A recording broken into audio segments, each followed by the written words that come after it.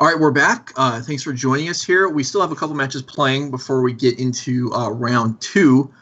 And in a moment, I'll talk a little bit about our upcoming events here for the rest of the year on the series that we've worked up for you. But first, I'm joined by Julian Gnob, and so something I wanted to ask you about, because I usually, when we have guests on here, we like to talk a little bit about what's going on with them as far as Magic or the rest of their life and what's all happening. One thing I want to talk to you about is, so you're in a similar position as myself, where for the better part of a decade, you've been associated with one particular deck. Myself with Miracles, you with Elves in Legacy. And that's great, and I'm sure you've gotten a lot of recognition for what you've done with Elves.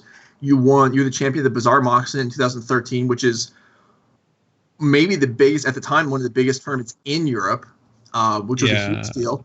But what I want to know is, kind of what's after that for you? What, like, if we take away Elves, what do you feel like most represents you as a Magic player? I would actually say primarily I want to be known, quote unquote, as a content creator, because I also I produce a podcast. I produce what we call the Legacy Premier League and stuff. Mm-hmm. I'm involved with a couple of other things, and that's basically what I be known. Like, it's cool when I stream and people, they give me comments on YouTube and they're like, hey, I learned so much. Okay, let's be honest. The coolest thing I ever hear from anyone is when they tell me I picked up this deck because I saw it on your videos. Mm-hmm. Or the other week, there was somebody who told me, hey, I've been watching you. I've been watching you behind you at GP Lille 2015 all the time. And you played Elves and I picked it up because I want to play the deck as well. That's the coolest thing. That's just makes me feel really happy. But overall, I really, really enjoy the general content creation. That's also why I stepped back tournament attendance a little bit. Like, I don't feel like I have to go out there and prove it to myself or anyone how good I can be. Like, I'm probably not as good as I used to be when I was super deep into grinding tournaments, but I just really enjoy being out there and helping you guys here on this series, producing my own stuff, and just interacting with the community. That's what I want to be known as.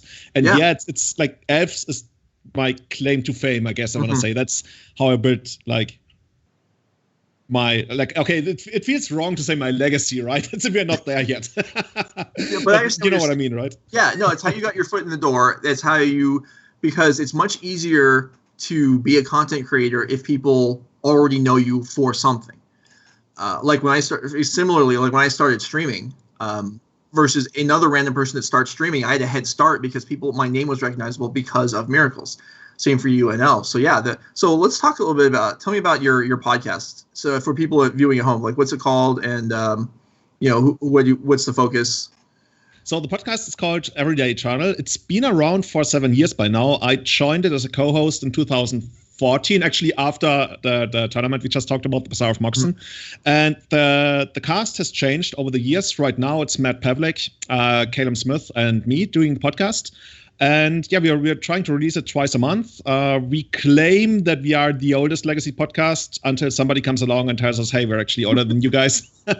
But age doesn't mean quality. But I think people kind of enjoy it. And this is what we're doing. It's more competitively focused. There's different flavors and different brands of podcasts. We're trying to keep it more competitively focused. We're trying to give you an idea what's going on in the metagame. We sometimes have guests on.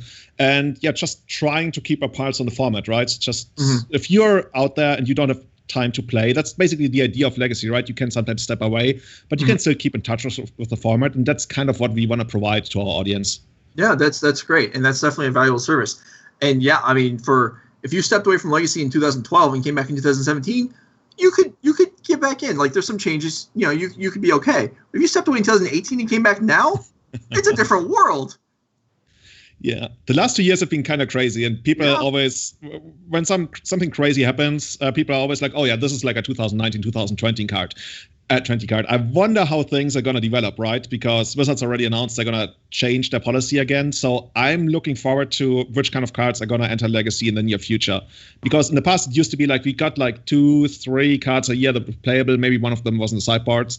And I think that's what it's going to go back to in the foreseeable future, for all I would assume. Yeah, we'll see. I don't think their plan was to completely upend the format in the last 2 years, but that's certainly what happened. Every deck got favors. The new card for I know you said you've kind of moved on from Elves, but the new card for Elves, the Allosaurus Shepherd, right? which is a 1/1 that makes all your green spells uncounterable. Yeah, it's absolutely broken, right? Okay. Is that something that it found its way into your main deck in Legacy Elves? Yeah, very much so. So there's two different flavors of elves. There's the more traditional one that uses Nettle Sentinels and that kind of stuff, and then there's the one that Newton Hang created, which uses the 4 Reclaimers. Elfish Reclaimer, which is another great card that finds its way into elves. And the more traditional one is a little bit more dependent on Glimpse. So you really want to make sure that you Glimpse resolve. So in that kind of build, I would always play 2 to 3 copies. Whereas in the Reclaimer build, which is like a little more mid-rangey, you usually only play 1 right now. But the card is really good. I recently played against it with a blue deck, and if you can't remove that card, it's like all your cards don't do anything. Like you're sitting behind Force of Wills and Spare Pierces and everything, and they just go like, okay, Allosaurus Shredder. I keep calling it Shredder. Rider. No. That's the everybody gets it wrong. Shepard, that's the one. The guy from Mass Effect. So when you say everyone gets it wrong, what you mean is you get it wrong every time? Yeah, pretty much. Yeah. And then it turns all the creatures into dinosaurs, and that's really a big deal, right? Because previously we had cards that had similar effects, but you couldn't really run them in the main deck because against half the format, they were literally just 1 mana 1/1s.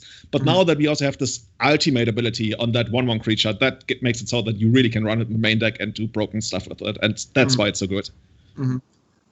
Okay, so I'm gonna let's bring up our graphic with a little bit of the details of what we're having today for everyone, because we're gonna talk a little bit about the future of the NRG series now online, which is something that we're going to be teasing throughout the day. And I guess this was even more a tease than I thought, because actually was going to provide some details right now, but I've just been informed that we're actually going to the round. So that was a tease of a tease. So basically I'm Wizards right now. So let's go ahead, and I guess we're getting round 2 all set up. And we're going to go ahead and look at our deck lists and our players. So we have Larry Fields playing Bant Snow. And we see a playset of True Name Nemesis right there in the middle of the screen that jumps out to me, as that's a card that really almost at no point, except during the kind of the Pants era of initially when we had True Names being suited up with enchantments, did we see playsets. But here we have 4 of them, and we do have Noble Herrick's to power them out on turn 2. This is Stoneforge equipment. Okay. This is in a way quite similar to the Rock Diver list that we saw early on. Basically, here we're not playing red, but we're playing white instead for the Stoneforges, for Swords to Plowshares over Lightning Bolts. And that's something that people have like talked about and theorized about a little bit recently, primarily because they wanted Swords to Plowshares over Lightning Bolt because it's much better against Uro. But Stoneforge is something you can pick up along the way, right? If you want to run that kind of package. And that goes really well with True Name Nemesis, of course. Definitely. So I'm looking forward to see how that's going to play out. Yeah, three Swords of Plowshares. I like this. I like the look of that. That's my style there. And we see Umzawa's Jute, Sword of Fire and Ice, and do we not have it? Oh, there is a Batterskull Skull also. Okay, yeah, I was somewhat surprised there as I didn't see one originally. And Larry Fields playing Bant Snow is going to face Brandon Logan playing Esper Vial. So one of the 2 decks that you mentioned this morning at the opening as decks you really like right now in Legacy. Oh, I love this deck. I love this deck so much. It's one of the coolest decks I ever played, and I played a lot of crazy shit. And something that sticks out to me is the Mother of Runes. That's also a card that has been talked about every once in a while, where people were like, hey, can you maybe work this into the deck because it would be so good? And I'm trying to figure out what he cut from the standard list. I can't really tell you right now, but the Mother is going to work. So basically, for those tuning in, wondering how does the deck work? It's a Vial deck. It uses Vial really well because it can use all of the mana. And almost all of its cards produce some kind of card advantage, either like virtual card advantage, like Meddling Mage, which shuts down a couple of spells in your opponent's hand, maybe. And then you have Soul Herder, which really makes this deck tick, because Soul Herder, it basically flickers one of your creatures at the end of turn, which means you get to use the comes into play effect again. Recruiter of the Guard, Barine, Baleful Strix, even stuff like Spellseeker or Palace Jailer. Like there's so many ways you can make this deck work. Even Wenza, if you get, that's something you used to do a lot, Joe, right? Carakas Wenza, that was your thing. I had to actually pay the mana to recast it. This is just free. This is great. And then we have, this is a deck that's, we have a lot of very small creatures, but the synergies are very strong as far as what the deck can really do when it's capable. One of my favorite synergies in the deck right now is Gilded Drake, because Gilded Drake has a very old templating in the sense that it steals a creature. So Gilded Drake is rather complicated to explain, but Wizards basically simplified it a little bit. It steals one of your opponent's creatures. But now Charming Prince comes in, and Charming Prince is another one of those creatures that flickers a creature, like removes it from play, brings it back. What Charming Prince actually does is it can flicker a creature you own, not a creature you control. And in Magic, the difference between owning and controlling is whether you came to the table with it. So if your opponent controls Gilded Drake, then you can flicker it with Charming Prince, and it comes back on your side, and you get to steal another creature. Mm-hmm. So that's something that was pointed out to me while I was playing the deck in a tournament recently, and chat was like, hey, by the way, you can do this crazy thing. So let's see if that's going to come up. Yeah, that's super exciting. Gilded Drake, you just trade your Gilded Drake. It's basically a 3/3 flyer for the opponent, but you take something of theirs. And so we'll see. That's coming out of the sideboard, but we are on the Bant Delver side of things here with 2 Delvers and 2 Brainstorms. A land, I think we're okay here. We are going second, but I imagine we'll keep this. I'm definitely keeping this. Yeah. This gives me the opportunity to maybe even go turn 1 Delver, turn 2 Delver, and I'd be down for that. Mm-hmm. Yeah, and I don't think I mentioned this yet today, but deck lists are, for viewers at home, deck lists are open, so players are aware of what they're playing against at the beginning of the round. Oh, money, okay. And Larry does take a mulligan, and now we have, this hand definitely looks functional. I'm going to hypothesize that this redundant Noble Hierarch is probably what goes back, and then this hand looks pretty good. Yeah, this hand has the potential, if it finds another land, to actually go turn 3. Turn 4 more likely. Unless you keep the Noble Hierarch now, that's the... Yeah, okay, you're not equipping the sword on the True Nemesis on turn 3, but you're pretty close, and you're definitely going to do it on turn 4. So if you can make that work, that would be amazing. Yeah. This is a little awkward as far as curve, because we have, for example, we have this Ponder that's just not getting cast until several turns ago, which is nothing wrong with that. And we actually put back the sword instead of a Noble Hierarch. So, okay. I don't hate that when you think about it, because in this kind of matchup, if you get the True Name down and you have 2 Noble Hierarchs, True Name is already going to come crashing in for 5, which should end the game rather quickly. Yeah, it's true. And also against the deck with Wastelands and some removal, maybe we want to make sure that we have, if the first Hierarch gets killed, then we can have the second one and the Ponder on turn 2. That's reasonable. But certainly, if we get a Stoneforge Mystic at some point, pulling back up that sort of Fire and Ice is going to be desirable. Although Jitte is similarly strong here. I guess at that point, it probably won't even matter. I think if we actually find a Stoneforge, True Name might actually end the game before we ever get to actually equip stuff. But it's nice to have something as a backup, right? That we're not guaranteed for the True Name to resolve. Right. Because right now we're playing what I want to call Chunt Magic. We just slam our stuff and hope it resolves. And I wonder what that's going to be for 2 mana from Brandon's side. I mean, there are certainly options here. Baleful Strix, okay. Certainly one of the less exciting cards, but still, picks up card advantage and is a good blocker for most threats, but not this one. Yeah, something that's cool about the turn 2 Baleful Strix, it makes it so that if you get your Soul Herder on the next turn, then it can immediately produce value.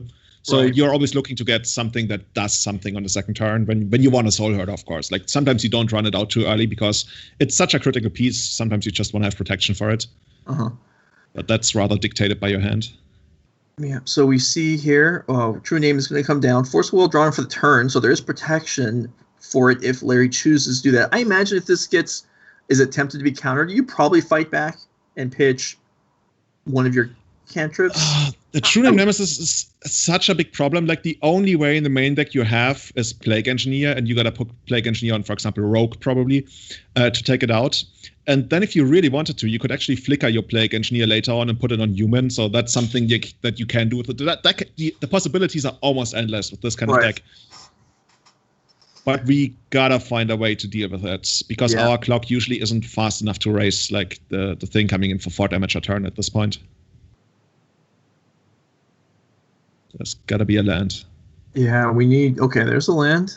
And we do have a follow-up at Flicker Wisp. Okay, so that'll draw up another card from the Baleful Strix. This is fine, and it's some pressure, but this isn't exciting. This is just, something the deck can do, and that's, it's fun. That's basically what the entire deck is built on, like, right? Everything is fine, but not like super exciting. So you never really want to force to fill something. You're like, yeah, this is good, but and eventually, like, there's a bunch of 1/1s and 2/2s, and you don't know where to start. Right. Yeah, it's not an easy deck to play against. Maybe unless you have just endless True Name Nemesis. And now we're kind of getting a feel for why Larry chose to play 4, because True Name Nemesis is just powerful. It's hard to deal with. There is, like you said, the trump card of Plague Engineer, which will ruin the day for Larry if it does come up. But even then, we still have Force of Will to defend it and against it. And I'm going to assume that Brandon doesn't have a counter of his own. Otherwise, I wouldn't think the first True Name would have made it onto the board. Yeah, and we can even protect it now. So even if you ended up drawing an additional copy or a Force of Will in the first place, I totally be defending this. The only thing like that you could argue is you're gonna let it die, and then if they found their Plague Engineer, then you're gonna fight over the Plague Engineer. Because as of right now, the race is actually pretty close. If the True Name Nemesis were to be forced, if the True okay, that's a big deal. So I was theorizing then that because that there wasn't a Force of Will because the first True Name resolved. There actually obviously was, because it wasn't even a matter of potentially top decking one because there were 2. So now we're playing on with the player's hand size reduced and equal damage on both sides, although Larry is ahead by 1 swing. And now Life Game comes back, and like if you ever find Charming Prince, you could even like be put. Oh, there it is. I wonder if she's actually going to gain life. I think I would still flicker the Flicker Wisp, and that allows us to flicker the Baleful Strix. I guess you might as well flicker the Baleful Strix right away. Right. So is there a reason for doing it? So if you do it like this, you get a trigger on your end step. So yeah, that's actually what's happening. So you get a trigger on your end step. So you get to remove something from your opponent's side from the board for a single turn. Right. So I don't hate that because Larry actually didn't have a land drop. So he could be struggling a little bit, and it also reduces the damage by the True Name Nemesis at least by 1 for this turn, assuming he doesn't replay the Noble Hierarch. It's actually a really weird spot. You could cast either of those 3 cards in hand right now. You could ponder for an extra land and get the Stoneforge. It's interesting though. So basically, from Brandon's perspective, we traded a card which we could have drawn from Baleful Strix for a damage and a mana from Larry's turn. That's a trade that does, on the face of it, doesn't actually sound that good of a trade, but in this position, knowing how his deck works, maybe he feels like that is worthwhile. Yeah, like that in theory, right? You would think that Brandon then thinks, okay, I already have enough to work with. This game will end before I get to exhaust my hand. So all the extra draw would give me was maybe a slight increase in quality, basically like a looting effect. I'm still thinking, like, what is he? He's got the mana advantage, but the True Name Nemesis is such a big deal. So you really want to find your recruit of the guard to find that Plague Engineer that you really, because as soon as you fight Plague Engineer, the Beta Skull alone is not going to do it. Right. I guess we did. I mean, looking at the Noble Hierarchs, I mean, we do see, and Brandon is perfectly aware that Larry's missing land drops here. So removing the Noble Hierarch for the turn, yeah, I see the appeal of it. I question it, but I see the appeal. And now we see with the attack through, Larry goes down to 6, which is, we're getting pretty dangerous here. Batterskull School was pulled up. That's fine. I guess we can't really expect. Well, maybe we're hoping there's no removal in situations like this. I often like to get Jitte, because if the Stoneforge dies, this Batterskull is worthless. Yeah. So the only instant speed removal that Brandon could actually have without a Vial would be Swords to Plowshares, and Swords to Plowshares on the Batterskull swings the damage race around either way. It's going to be rough, because if he wants to, he even finds the land, so he can ponder if he wants to. He can get down the Ponder, the Noble Hierarch, and the Batterskull Kraken for 5, and then have him dead next turn, unless Brandon finds some sort of life gain or Plague Engineer. That's just like the big thing you gotta find. But he didn't cast anything this turn, that's a big problem, because unless he's got Swords to Plowshares, and I think you would have Swords to Plowshares to Stoneforge anyway, right? Right. So I would even rule that out. So I'm not sure what he could have here. I feel like it's either got to be Venser or nothing. Feel like the two options. Oh yeah, that's Wenza with a Caracas. That would be sweet. Yeah, yes, it is. I can verify that probably more so than anyone else alive. But yeah, this is not really an instant speed deck. So Venser does have flash, and we could have a counter or a swords, but I don't know if there's anything else that would fit. So maybe Brandon's not working with much here. I guess, yeah, at this point, there's just taking this. There's really nothing we can do there. All right, so Brandon's going to lose half of his life.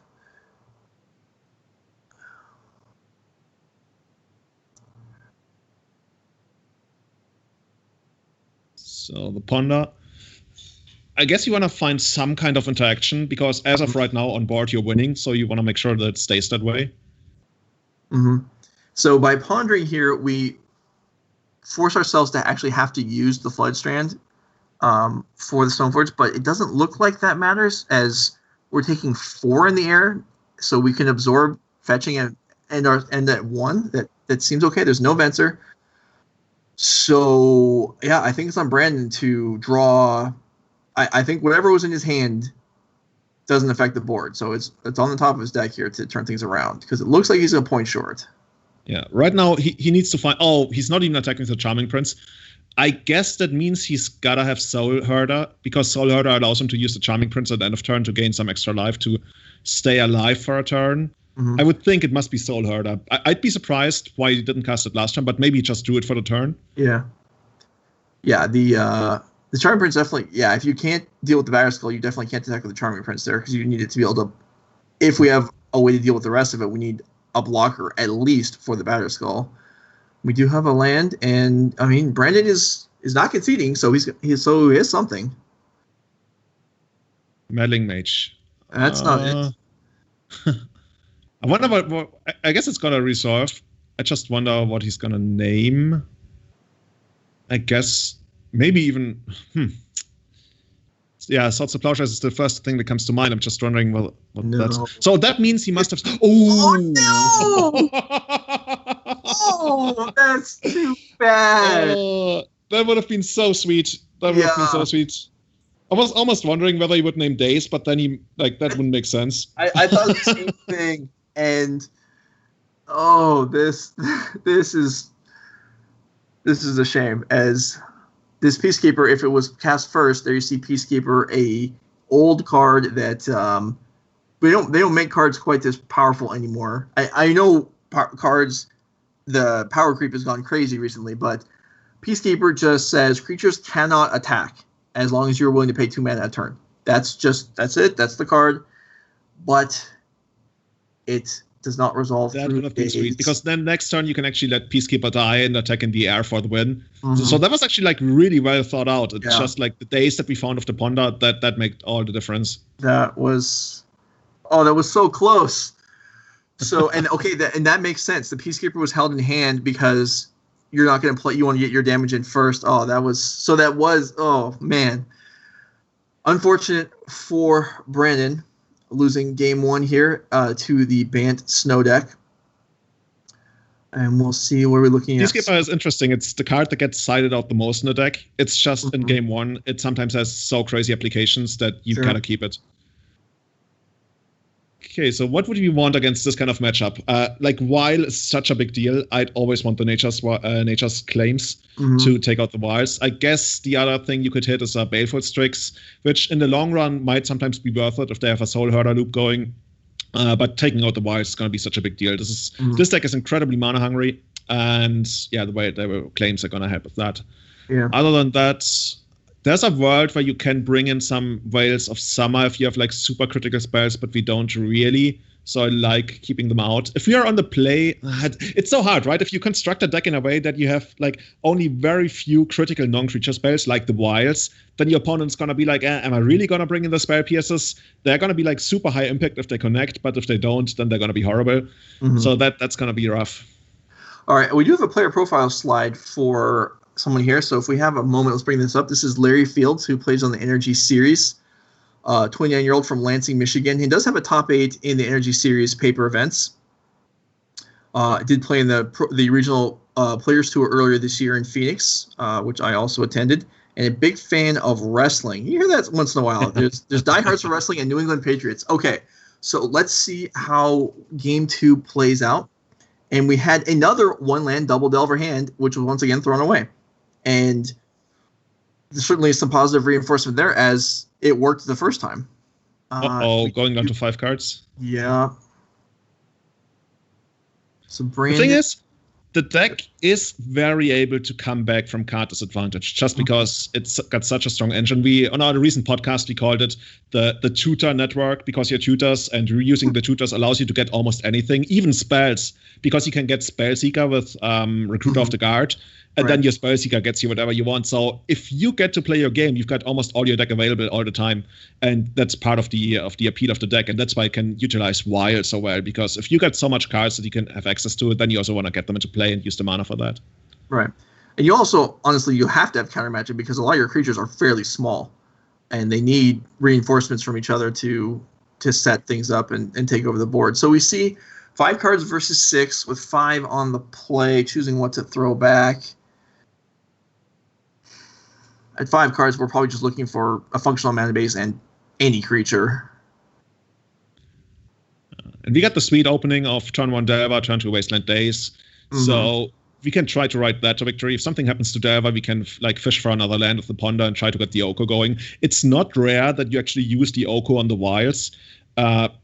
It can get tough because they play so many small creatures. The Oko might actually get overrun. But if you can stay alive in the long run, taking out I can only emphasize again how critical it is for them not to have the Vials online. It's usually very critical for most decks, for this one especially. Like the Vials make a world of difference. Okay, so 1 land Tundra pass here, no Vial. Okay, I was going to add, do we Wasteland? And I would Wasteland on the upkeep, but I guess it doesn't make a big difference. Sure. We do have a Brainstorm. So, yeah, Brandon, we'll see if he can piece together a functional game here, as Larry only has 1 land remaining, but but he's got a lot that can be done off of this 1 land. I don't hate fishing for the win. If your opponent goes down to 5 and keeps their hand, there's a good chance that they might not even have an extra land, or they might depend on a cantrip, or like this cantrip here, to get the extra land drops. And your hand is fully functional, right? You're basically restarting the game, but everybody is down on land. And that should usually favor the player who's got more cards in the opening hand. Right. And, okay, we do have a land for Brandon, so the game is going to continue on. True name, a few turns away, it looks like at this point, at least. But Delver comes down. And this is a spot where, I mean, we can take a few hits from Delver. Brandon can gain some life. He can set some things up. This isn't, I mean, Delver's not going to snowball into a card advantage victory. It's just trying to push through damage. And that's, I mean, we need some time. Brandon's really hoping this doesn't flip on the first turn, though. He's fetching a Tundra. Oh, okay. So because we're fetching there, we did, because we're clearing the Brainstorm from the previous turn. Oh, makes sense. Yeah. The Delver. Thing is, the Delver, especially against the Baleful Strix deck, like you mentioned, we can take a couple of hits from it. It's not as the Wasteland. Oh. So do we have a sword? No, we fetched for no reason. Oh. Yeah. Now we gotta find more lands. Like the deck usually plays like 4 basic lands and stuff, but of course you can't always justify that. And like if you have Polluted Delta, you can't fetch basic planes, of course. This one is probably gonna be sent away. This is not really doing much. Right. And we can't even flip the Delver. Yeah, so this is definitely gonna go.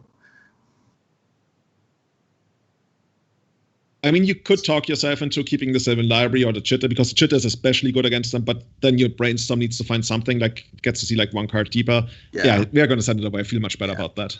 Yeah, I'm surprised we actually took that long to think about it. Okay, so Brandon, do you have more lands? Looks like he doesn't. No, he does not. So... setting this one up. Yeah, we want to punish our mana-screwed opponent, right? We got 2 dazes to make it work. And yeah, I guess we're going to show one of our dazes here. Right, we only have an option on that. And two of the 3 cards we just saw came back. So we're got away with that just fine. And while we don't have another play for this turn, we're looking awfully good here for Larry. Do you know Wizards actually has a forum where you can complain about bad luck? I didn't even know. They made that for Arena, where people are like, the shuffler is broken, and then they can submit screenshots there. So, and it's hilarious. So I didn't know that, but now what's more likely? They wanted to create a forum so that for things like that, or they wanted to get everyone complaining out of the other forums. So they made a room just for those people so they can complain about all that in one place, then just ignore it. I think that's actually the reasoning, right? Because if you go in there, that's absolute madness and insanity. It's like, I had to mulligan to 6 twice, like shuffler broken. Like, okay. I was unaware of this, but that sounds like, I mean, you could probably have a pretty entertaining stream if you just went there and read off the entries. Oh, you gave me a good idea. Okay, so we found a land here. The thing is, we gotta find a couple more lands because the days are gonna be a problem, and we can even afford to pay mana on the Sylvan Library. Like, and if the True Name Nemesis comes down here, we found the land for that. That's gonna be rough. We basically gotta hit runner, and then I'm not even sure if that's gonna work. Yeah, that's more dazes. Yeah, that's spot. Yeah, I've heard that said multiple times. Where if you can stack your deck and we still think you're in trouble, then yeah, you can just pack it in right now. If this True Name resolves, then you play the True Name over the Oko here, but I think, and then you have the Oko back up, and plus Brandon's never going to resolve a spell anyway, thanks to the 1 days that he's aware of and the 2nd days rolled up for Larry.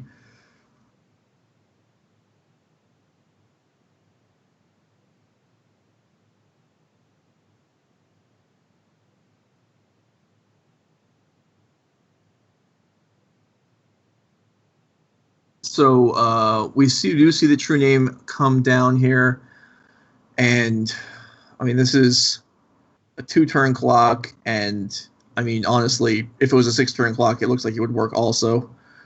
Brandon, my friend, mull to 5. Nothing you could probably do about that. Just gotta recover yourself mentally and move on to round 3, because I think this one has gotten away from you. Yeah, it's nothing you can really like. I guess you're gonna be sad about that, but that's nothing you should like feel guilty or mad about, because that's just the name of the game, right? That's basically what sometimes happens. Yeah. And part of the game, like part of getting better as a player, is just being able to deal with that. Oh yeah, he's got all the goodies, but not the lands. Like even the Baleful Strix would have helped quite a bit. Yeah, and that's something that's going to happen. You know, when you have, it's just like, you know, especially when you're a beginning player, it's like, oh, I don't want a mulligan. I have all these good cards. Well, yeah, the reason you have good cards is because you don't have any lands. So of course you have something. Okay. Aren't you known for once saying that like you can never mulligan to 5 if you keep every hand or something? You can't mulligan to 5 if you don't go to 6 in the first place. It's been so long. I don't even remember how it was actually phrased. It was definitely cleaner than that. So that's I'll back and look, because I actually can't remember what I used to say. But yeah, anyway, something along those lines. Let's go ahead and look again at Brandon's list here, so we can see like if we hadn't been screwed on lands, maybe what we could have been hoping for. Okay, I guess we're not going to do that. I would juked by production there, but that's okay. There is he set up a second match for you this round. In the meantime, there's a question in the chat. Julian, where is actually this forum where people complain? What is this? And how I was actually trying to find it right now. Okay. We linked it in one of our podcasts from like half a year ago, so I don't have it available right now, but maybe I can find it later on. Okay.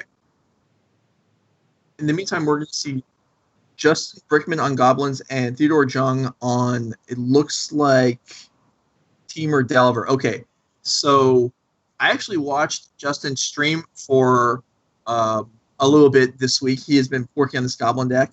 It's not quite the same as mine. It is very quick, but we do actually have City of Traders, I guess, alongside Ancient Tomb and Chalice of the Void. So we're kind of we're all in on Muxus and Prison Elements, I believe.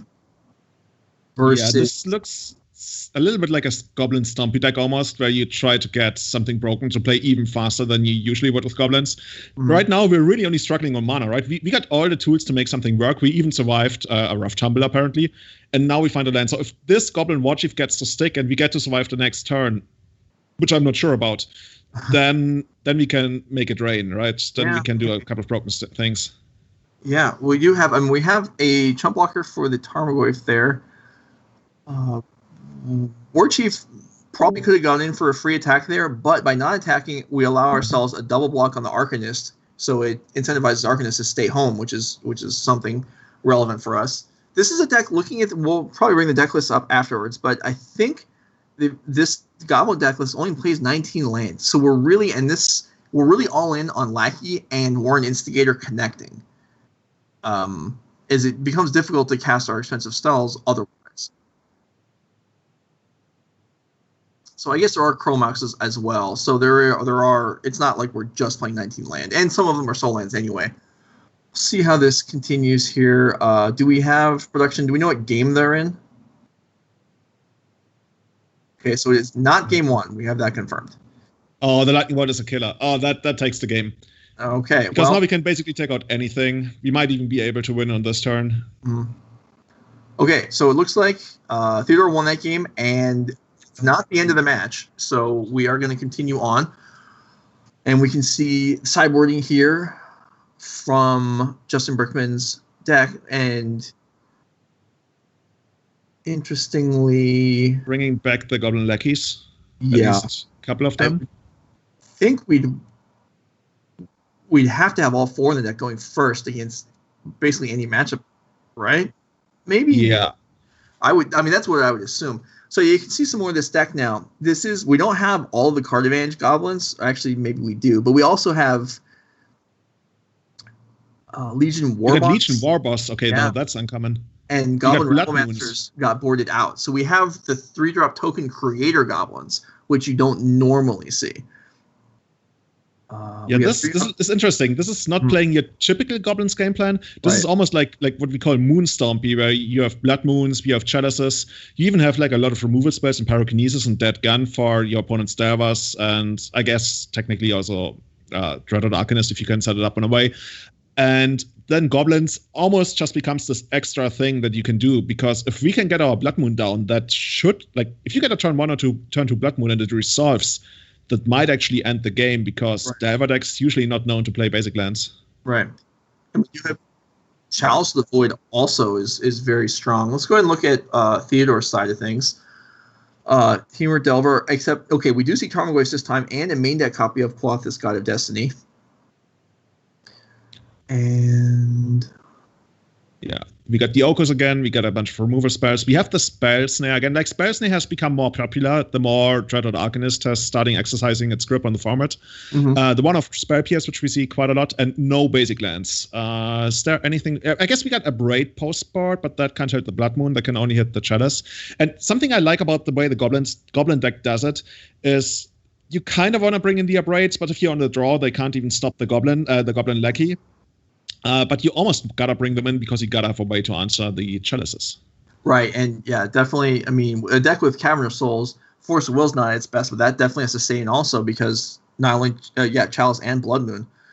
So we see here our opening hand for Justin Brickman in game 3, and we have no acceleration, but we have, I mean, a decent hand. What are we going to do on turn 2? Chalice of the Void and Harbinger are both, Instigator are both castable, and there's incentives both ways. Yeah, I'm not even sure if we're going to keep this hand, but yeah, I guess we are. It's just I don't rely too much on the Cavern, because there's a good chance it gets wastelanded. Right. So if you run out Chalice, that protects your Warren Instigator, of course. But it's not even sure that your Warren Instigator actually gets to connect if you play it on turn 3 and then attack on turn 4. It's very unlikely that's actually going to work out. Right. So I'm not thrilled about the hand. I can understand why people will keep it, because it has some kind of game plan. I don't have enough reps with this version of Goblins to say whether Mulligan would be better here. Right. I mean, when we're trying to incentivize powering out, this hand isn't powering out anything. We have some nice stuff. But we need lands just to have a decent hand. Oh, and there's the lackey on completely the wrong turn. So now we have, well, I guess the lackey's not a consideration here. We're going to play Chalice. Chalice. And yeah, and I agree with that. And I think you did too. That I don't hate the Chalice now that we have Lackey. So even if we get Wastelanded, then we can't get the Lackey out because then we don't have the Cavern, of course. That's like one of the cute interactions. If you have Chalice and Caverns, you can still cast your Lackeys through the Chalice. Yeah, that's... Okay, so this is going to be critical. So pitching Force, which, I mean, if there are no more forces left, almost no matter what Theodore plays this turn, if Justin draws a Mana Source and plays Blood Moon, that's going to make things pretty tricky for Theo. But that's making some assumptions that, for example, the Cavern of Souls makes it back to Justin's turn and that there isn't another counter. I wonder if Theo is wondering whether to use like a brainstorm to find a wasteland. Because if he had another mountain, right, he would have played the mountain over the cavern, and there's not many other things he could really have had here. Right. Because if he had an Ancient Tomb, he would have played the Ancient Tomb on the first turn anyway. All right, so the connection is blipping out a little bit. We'll see if that covers. Okay, so let's... Oh, okay, there we go. The game came back up. And that's the Panda. Okay, we're going to come back to us here for a moment while they try and straighten that out. In the meantime, yeah, so we have Chalice countered, and we have... And again, this is looking at the deck list. Well, I know we haven't seen it yet, but I've seen it previously. And we're of Lackey and Warren Instigator. And it's just, if they don't connect, it's not that easy for the deck to assemble the heavy mana to cast. Because like Ringleaders and stuff, these are not cheap cards. Not to mention Muxus. There's some ways to do it for the deck. Sometimes they use Skirk Prospector, which allows you to sacrifice creatures for mana, which I always thought was like a horrible way to play the game. But once you actually see what this card is capable of doing, and you get to recycle your Gabriel Matrons and stuff, that's just going to be insane. Okay, so here we are. We made it back into the game, and we're actually haven't missed anything. We're still on the same ponder.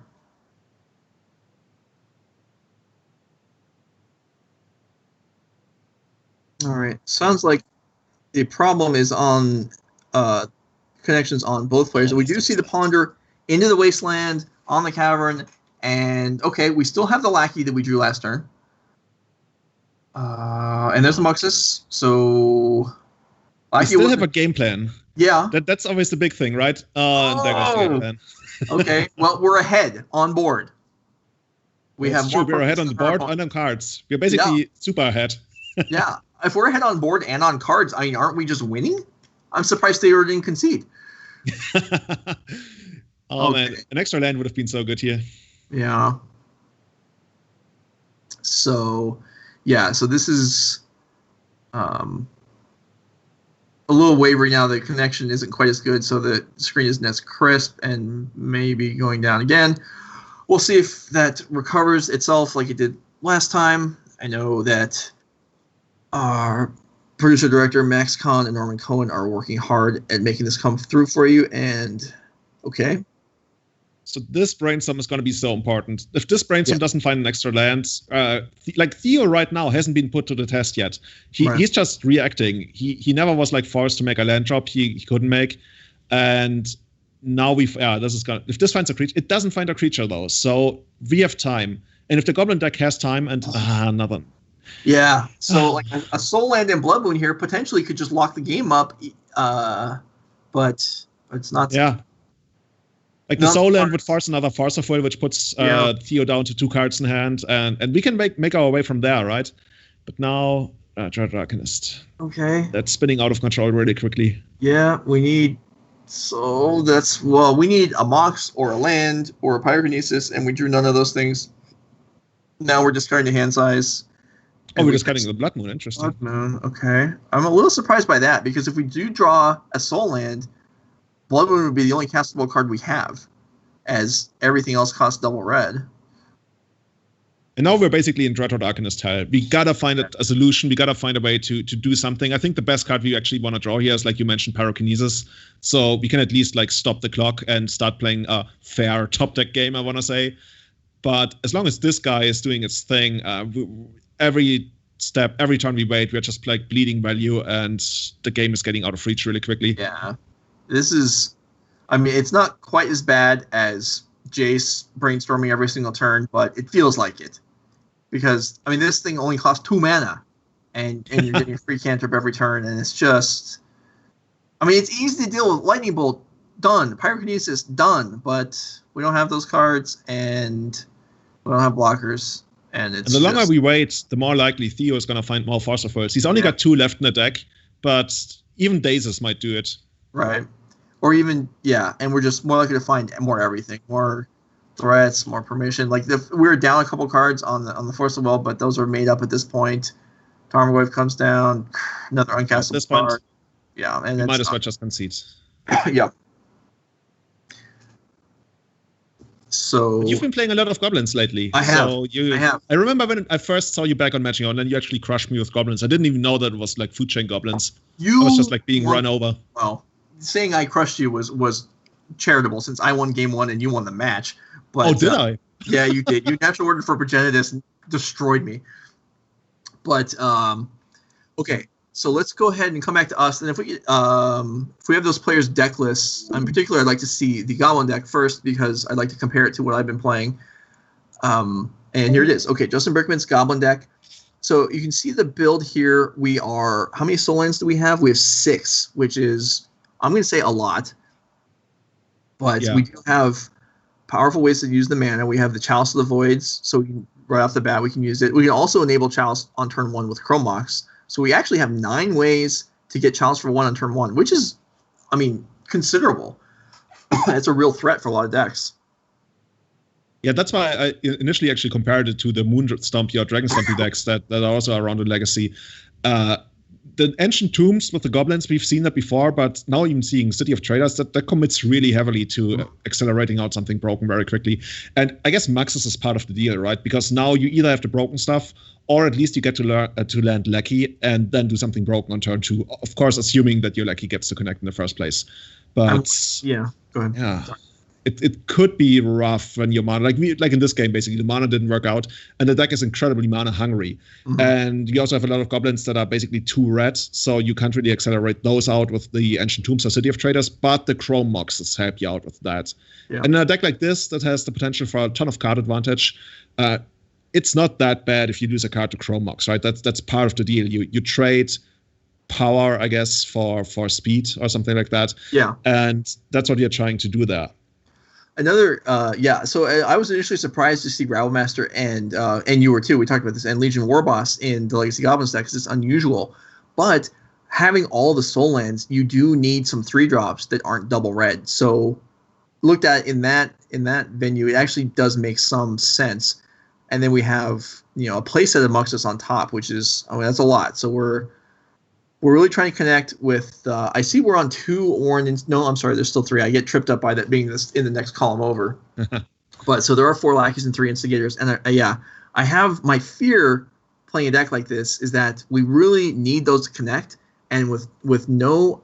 Let's see. We don't have Gem Palm Incinerator. We don't have Sting Scourger. We have 1 Pyrokinesis in the main. Yeah, so it's gonna be a little bit tough to get those through. So there's Muxus Goblin Grandee, who came in the same way into the format as did your Allosaurus Shepherd that you have viciously decided to forget the name of and alter repeatedly. But Muxus Goblin Grandee, a 6-mana 4/4 that never attacks as a 4/4. It pumps itself up for each other goblin in play. Importantly, there's a lot of cards that might function like this would pump for attackers. But Muxus can attack on its own and still be gigantic. And then also, sort of relevant, when it comes into play, reveal the top 6 cards of your deck. Basically, draw an opening hand, and then any goblins that are in it go into play. So that you can kind of spin the wheel on that, and it's rare for that not to dramatically change the tide of the game. Yeah, this is basically like your Goblins Eureka. You just throw everything to the table. Right. You're like, I got it. Yeah. So, and we'll go ahead and look at the other deck list too. The one that was victorious in the match, Theodore Jung playing Timur Delver. And that's right. Did we see this already? I think we did with the 1 Colossus and then the Tarmogoyfs. Yeah. So Tarmogoyf and Dreadhorde Arcanist, both excellent blockers against Goblin Lackey, Warren Instigator. So if I had to guess, I would say that this is probably not a great matchup for Goblins. Yeah, you would think that the deck with 4 Chalice of the Void and after sideboarding even the Blood Moons would be favored against this, but not really. Like the deck still has enough ways to fight those. Sometimes you even get to just ignore Chalice. Like there's many draws where you get to ignore Chalice actually. So as I mentioned, the Teemo decks, the Delver decks, they are a little bit more mid-rangey, and as such, they're like a little bit less susceptible to Chalices. There's still the Blood Moon problem, but like we mentioned, we also get to play cards. I wonder if they actually kept Spare Pierces. Okay, so let's go ahead. Can we briefly go back to Justin's deck list, and then I would like to go to mine if it's available, and we can talk about some of the differences on what else is available in Goblins, because we have 6 matches still playing, so we have a few minutes to kill here before we go to a break. So here's Justin's deck again with the 4 Lackeys, 2 Instigators, 6 Soul Lands, and then 3 Moxes and Chalice. So kind of what stands out. And then let's go to look at my deck, which is stands out in the primary differences. Obviously, we're splashing green for Food Chain, which allows the Goblins to kind of chain through each other and hopefully leads to a win that turn as soon as you get started. What I've found playing is that these Lackeys are hard to connect with if you're not going first. And there's more ways to try and squeak them through, as we have Sting Scourger, 2 Sting Scourgers and a Warren Instigator to help try and get it through an early blocker, even a Delver or something like that might want to get in the way, or like an Llanowar Elf, if anyone was foolish enough to play that card. But so really, this is kind of the same idea, but we're not as fast as the deck list we just looked at. This deck is much more solidly in the mid-range camp with a potential combo finish in any game where you draw a Food Chain. So even though we share probably 50 cards, if not more, there are some differences in how this really plays out, and that's just another option how the Goblins can work right now. It's interesting to me. Like, I really think it's cool how we can have 2 or maybe even 3, because a lot of Goblin decks have black in them, different builds kind of the same core deck. We can go and come back to the booth now. Additionally, like the deck that you submitted or that you would have played today shares a lot of cards with Delver, but plays out fairly differently, I would say.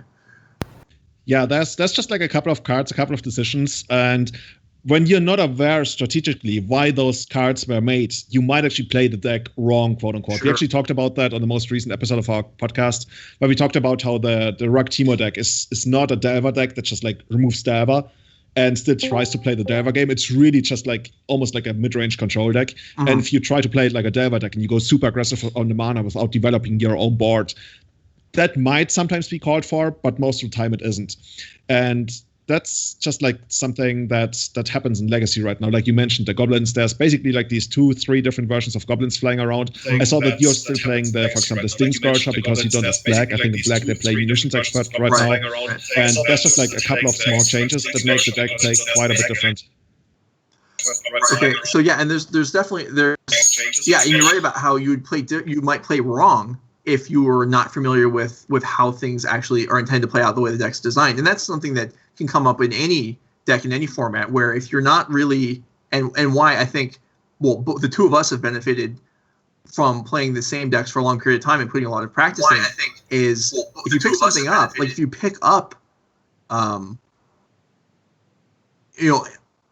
deck you're talking about, for example, and then you'll just end up in a mess. So we're having some problems apparently right now with, I'm not aware of what they are, but we're going to go ahead and go to a break real quick. So we'll be back in a couple minutes with the start of round 3.